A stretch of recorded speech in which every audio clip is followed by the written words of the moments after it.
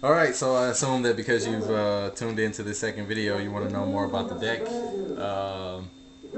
Well, let's start off with Lightsworn engine. I chose Lightsworn because Lightsworn are really good. People really don't expect them anymore, so when you drop them, it's kind of a surprise to my opponents. Like I just was at a regionals a few days ago.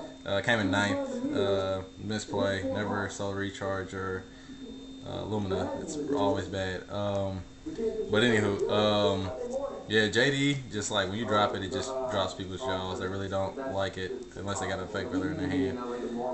Let me explain this Debris Dragon card combination.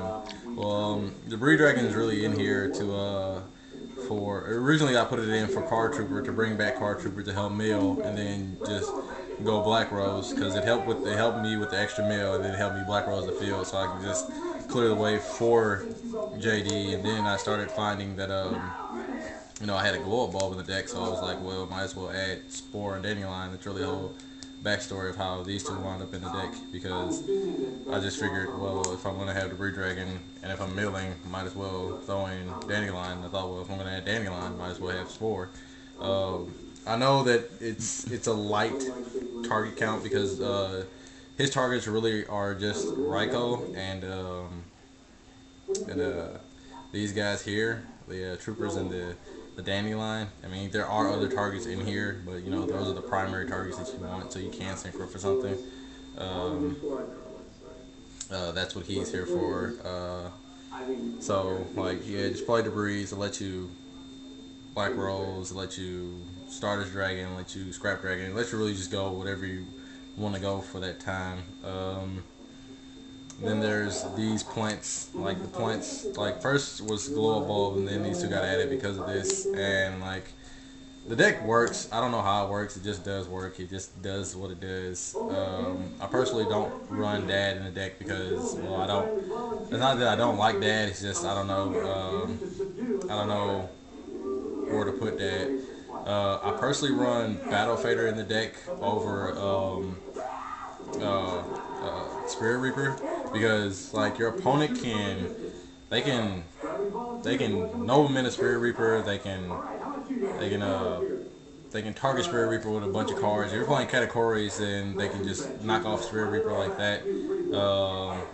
They can Brownic Spirit Reaper. They can do all these kind of things to Spirit Reaper, but Battle Fader, the only thing you can do to it is Solemn Warning.